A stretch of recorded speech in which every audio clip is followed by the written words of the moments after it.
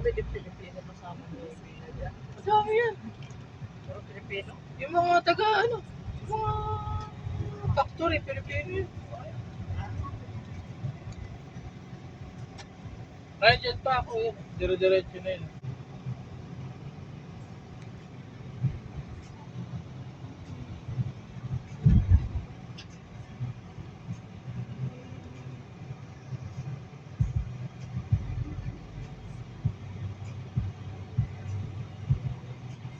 Di ba kalawak ng kalsado na yan? Oo, no?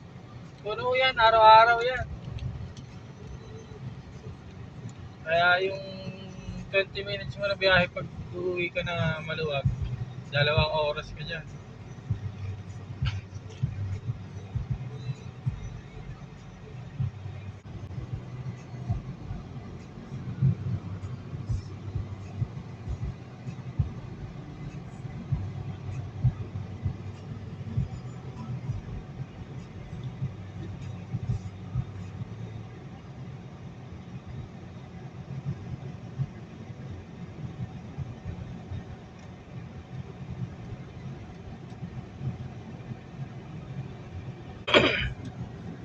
Kaya kayo marunong na kayo mag-drive.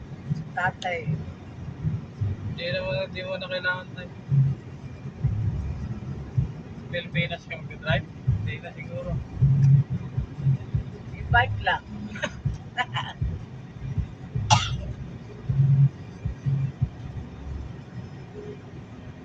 Punta na ba kayong Viva Supermarket? Ayan. Bilang malagkit na. Meron malagkit sa bahay? Kalabasa mayroon. Wala. Doon lang na may palengke katabi lang dito na yun. Kalabasa, karot. 10 minutes lang nasa bahay na ako.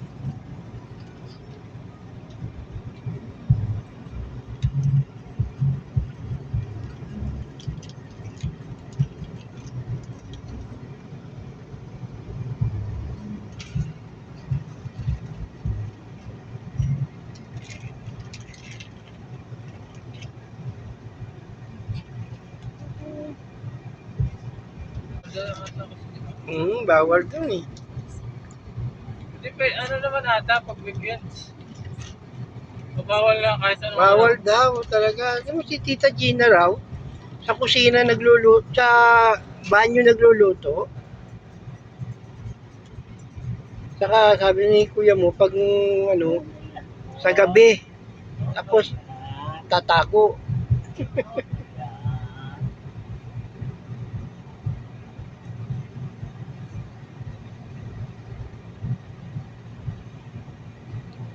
Victoria. Hindi na kailangan sa security. Makapag-ano naman sila.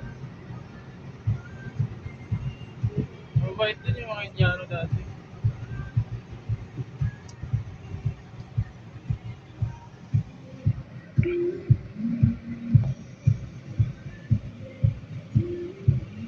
Palaman mo itlog. Ah, Mura itlog ngayon dito sa inyo lang. Oo na. Ano, sige, check nyo dyan sa Viva.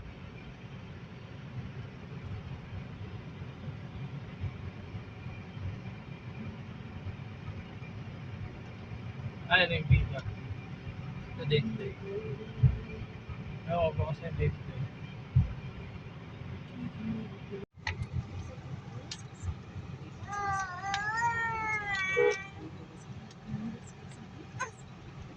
Oo.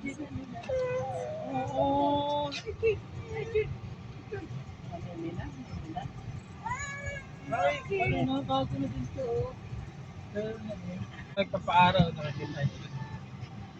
Saan? Dito dyan. Yung dating nagtatawag-tawag kami. Mahalin yan ang golden.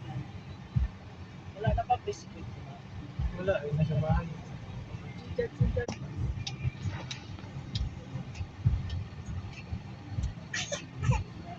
Malabas pa kayang sa ano niya. Sa ibabaw niya. ngingipin pa talaga. Malapit na ba bahay niyo dito? Ayan o, dito tayo.